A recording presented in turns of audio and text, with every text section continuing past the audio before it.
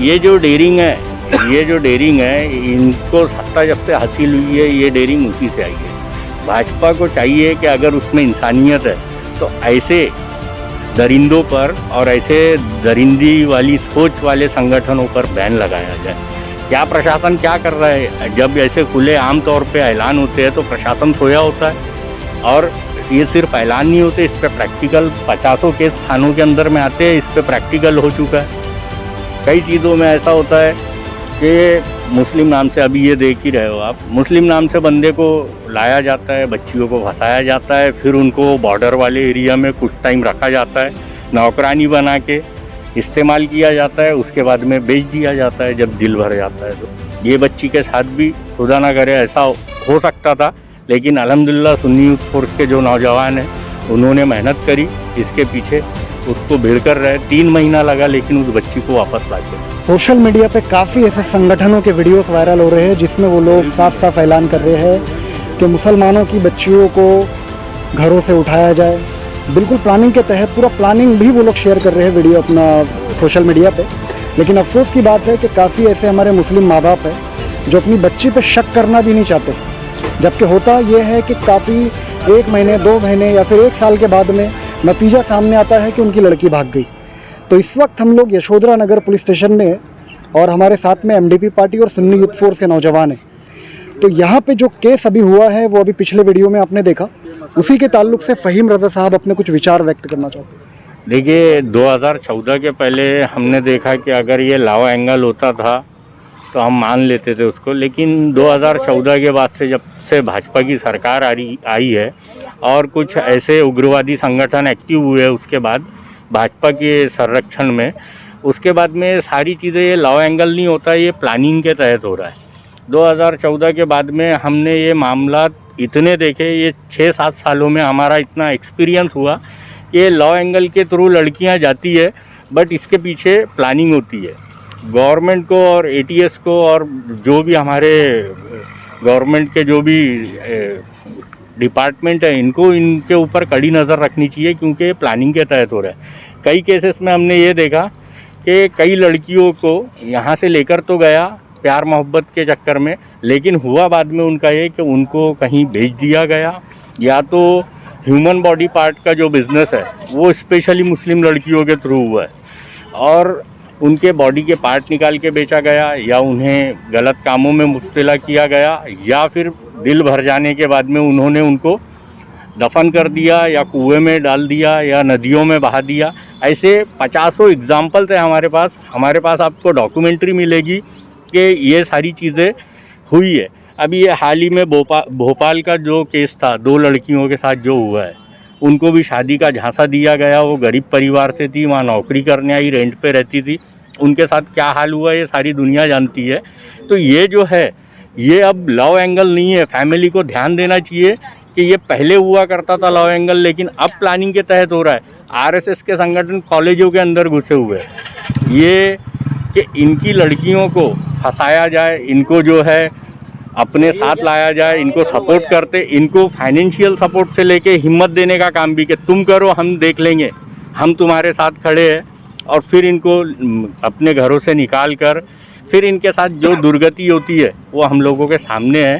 तो हम सिर्फ हमारे लोगों से और डिपार्टमेंट के लोगों से यही अपील करेंगे कि इन पर ख़ास नज़र रखी जाए, क्योंकि अब ये लॉ एंगल का मामला नहीं है, ये प्लान के तहत बच्चियों को मारा जा रहा है या बेचा जा रहा है, या इनके ह्यूमन बॉडी पार्ट का बिजनेस किया जा रहा है।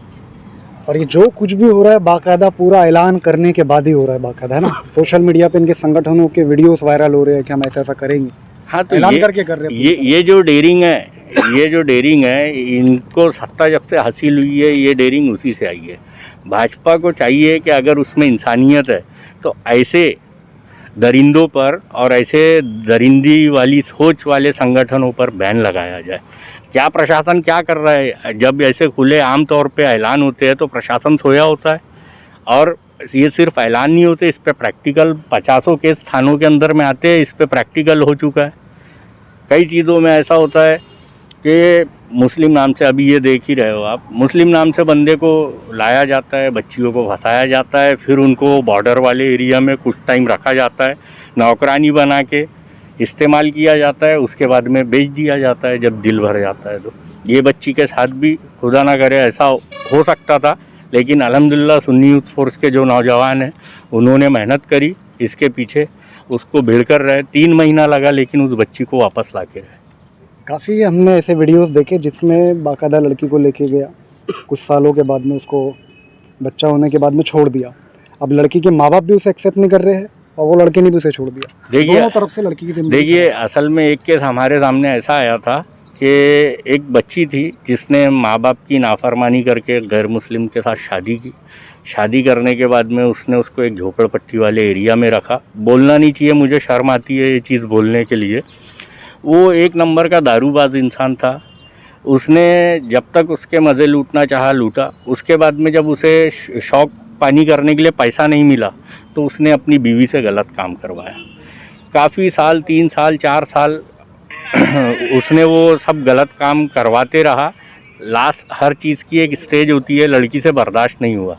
अब उसके पास ये रास्ता तो नहीं था कि वो वापस पलट कर जाए, क्योंकि इस कंडीशन में होता ये है, बेटा तू हमारे घर से गई, अब तू हमारे लिए मर गई।